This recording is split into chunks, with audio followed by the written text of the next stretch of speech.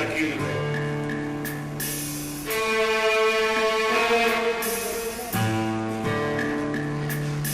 അച്ഛൻ മദ്യപിച്ചിട്ടുണ്ടോ? മനസ്സ് ചാരി നിർത്താൻ വേറൊന്നും കണ്ടില്ല. ഒരു മനുഷ്യന്റെ ഏറ്റവും വലിയ ബലവും സ്വപ്നം മക്കൾ തോൽപ്പിക്കുമ്പോൾ ആ പരാജയം പൂർണ്ണമാകുന്നു. നിനക്ക് 10 വയസ്സുള്ളപ്പോ നിന്റെ അമ്മ മരിച്ചു. പിന്നെ ഈ നെഞ്ചിലിട്ടാണ് ആ വളർത്തിയത്. ചോറ് വാരിക്കൊണ്ട് ഒപ്പം കിടത്തി ഉറക്കി. ചെറുക്കൻ തരുവാനായിട്ട് നിനക്കൊന്നും നിർത്താറായില്ലേ എന്ന് അമ്മ പോലും ചോദിച്ചു. പിതാവിന്റെ സ്നേഹവും വാത്സല്യവും മാവോളം തിന്നു വളർന്ന നീ ജീവിതമെന്ന കണിയില് എന്നെ തോൽപ്പിച്ചു. നീ എന്നെ മാത്രം മകർക്ക ഒരു പാരമ്പര്യത്തിൽപ്പെടുന്നവനാണ് അറിയാം. എന്നിട്ടാണോ വിവാഹം കഴിച്ചപ്പോ ഇങ്ങനെ എത്തിയേ? എന്താണ് കുറവ്? എന്താണ് അവരുടെ ജാതി?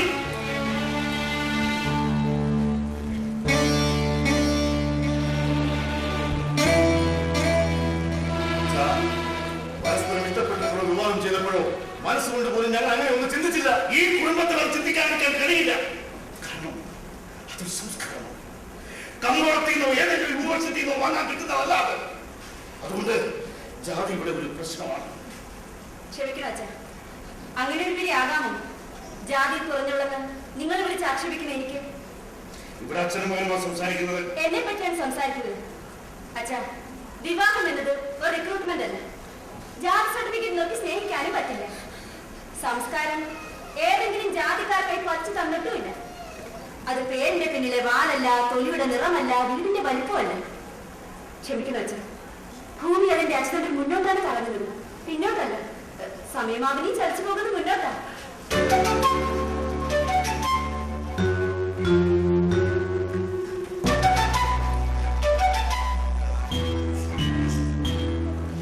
അച്ഛനൊരു ധിക്കാരം പറഞ്ഞതല്ല. എന്റെ വ്യക്തിത്വത്തെ ജാതി പറഞ്ഞ് ആക്ഷേപിക്കുമ്പോ മറുപടി പഠിക്കാൻ പ്രതിരോധിക്കണ്ടേ? ഒരു കോടതി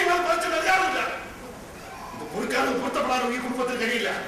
ഇവന്റെ ഭാര്യ അംഗീകരിക്കാൻ നിലനിൽക്കാവില്ല, ഇവിടെ ആക്കും. അതുകൊണ്ട് ഇനി ഒരു നിമിഷം വൈകാതെ ഇറങ്ങണം. ബുദ്ധിമുട്ടാച്ച, ഞാൻ വിവാഹം ചെയ്ത പെണ്ണിനെ ജാതി നടക്കാൻ ശ്രമിച്ചാൽ പോകരുത്. ഞങ്ങൾക്ക് സ്വന്തം കാര്യങ്ങൾക്കാണ് പ്രാപ്തിയുണ്ട്. ആരുടെയും അവസാനമില്ല ആഘോഷമായി ജീവിക്കാൻ കഴിവുണ്ട്. പക്ഷേ ഈ മാറുന്ന കാലത്തെ മനസ്സിലാക്കാൻ തയ്യാറല്ലെങ്കിൽ അത് മനസ്സിലാക്കി തരേണ്ട ഉത്തരവാദിത്തം കൊണ്ട് ഞാൻ ശങ്കരൻ തമ്മിയുടെ മകനാണെങ്കിൽ ഞാൻ വിവാഹം ചെയ്ത പെണ്ണുമായി ഇവിടെ ജീവിക്കും. പോലും മുഖേന ഒഴിവാക്കാം. സാധിക്കുമോ?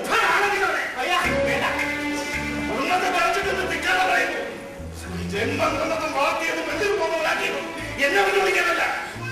ഈ അശ്ലീലവുമായി നീതിക്ക് എനിക്ക് പറ്റില്ല. ഞാൻ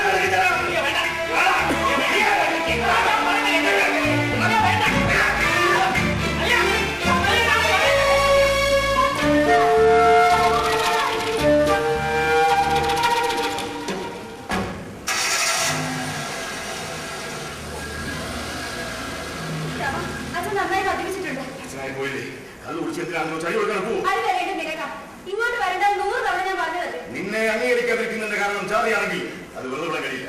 നമ്മുടെ സ്വപ്നത്തിൽ പോലും ചിന്തിക്കാത്ത കാര്യം അവർ ചിന്തിക്കുന്നില്ല. ഈ കാരണത്താൽ ഇവിടെ നിറഞ്ഞിട്ട് ഒന്നും അറിയില്ല.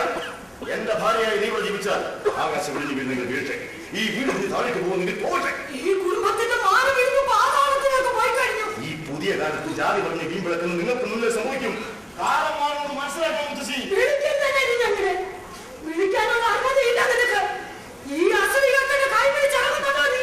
ശാരീരിയേക്കാൾ സ്ത്രീകളോടാണ് ഇവരൊന്നും ബോധ്യമുള്ളതുകൊണ്ടാണ് വന്നേ ഞാൻ വിവാഹം ചെയ്തത്.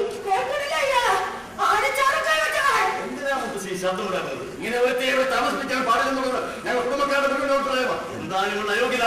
ഞാൻ പറയാൻ അറിയില്ല. നിനക്കത് ഈ വാർത്തകളെയൊക്കെ പുറമറിക്കാൻ നമ്മൾ നിർത്താറുള്ളൂ. കെട്ടിലമ്മയെ വാഴാനല്ല, രാമുവിന്റെ ഭാര്യയെ ജീവിക്കാനല്ല വന്നത്. തത്വമസിയുടെ പൊരുൾ അറിഞ്ഞവളാണ് ഞാൻ. വിരാട് പുരുഷന്റെ വായിൽ നിന്നും ബാഹുകളിൽ നിന്നും കാലിൽ നിന്നും എന്തിന് അരുതാത്തടത്ത് നിന്ന് പോലും പരമ്പരകളുണ്ടായി എന്ന് പാടി നടക്കുന്നവരുടെ മുഖത്ത് നോക്കി ചോദ്യം ചോദിക്കാൻ തന്റെ ഇടമുള്ളവർ. അധ്വാനിച്ചും വെയിൽ കൊണ്ടും കറുത്തുപോയ തൊലി ആക്ഷേപത്തിന്റെ ചിഹ്നമായത് എങ്ങനെയാ? വെയിൽ കൊള്ളാത്ത, വിയർക്കാത്ത, തൊലി വെളുത്തവരെ തിരുമേനി എന്ന് ആദ്യം വിളിച്ചത് ആരാ? ഞങ്ങൾ. രാപകലില്ലാതെ ചെളിയിൽ കിടന്ന് വിയർപ്പൊഴിക്കാൻ നരിക്കാടി തിരുമേനിക്ക് അമൃതേറ്റം തിരിച്ച വ്യവസ്ഥയുടെ പരിണതിയാണ്. കൃഷി ചെയ്യാൻ തരിശുപുരത്തിന്റെ ഹെക്ടർ കണക്കിൽ പാടങ്ങൾ. ഒരു സംവരണത്തിന്റെ പിൻബലത്തിലല്ല, ഞാൻ പഠിച്ച ബുദ്ധി കൊണ്ട് നേടിയതാ എന്റെ ജോലി. സ്നേഹവും ആത്മാർത്ഥയും കൊണ്ട് നേടിയതാണ് ഈ നിൽക്കുന്ന ഒരു ജീവിതത്തെ, ഈ ആനന്ദത്തിന്. അദ്ദേഹം പറയുന്നത് അനുസരിക്കും ഞാൻ. ഇറങ്ങാൻ പറഞ്ഞ ഈ നിമിഷമാണ്, നിൽക്കാൻ പറഞ്ഞാൽ നിൽക്കും. പ്രസംഗിക്കാൻ അറിയാവുന്ന ധിക്കാരിയെ തന്നെയാ കൂട്ടിക്കൊണ്ട് വന്നിരിക്കുന്നത്. ഇറങ്ങണം. ഇറങ്ങില്ല മുത്തശ്ശി, ഞാൻ നിങ്ങളുടെ പേരക്കിടാവാ. കോമള, ഞാൻ മരിച്ച ഇവ കർമ്മം ചെയ്യരുത്. നമ്മൾ ഇറങ്ങുന്നു.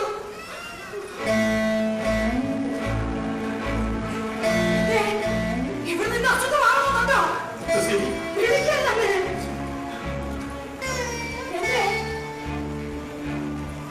ബുദ്ധിമുട്ടാണ് നിങ്ങൾക്ക്.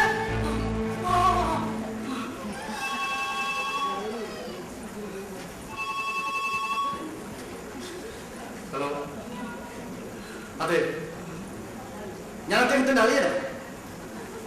108 വിളിക്കുന്നത്.